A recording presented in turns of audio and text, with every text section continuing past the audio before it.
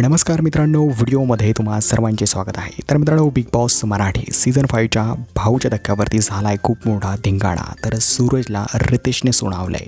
मित्रांनो, असं काय झालंय की रितेशने या ठिकाणी सूरजला चांगलंच सुनावलंय। तर या व्हिडिओमध्ये तुम्हाला सविस्तर सांगणार आहे। चला तर मित्रांनो, व्हिडिओला सुरुवात करूया।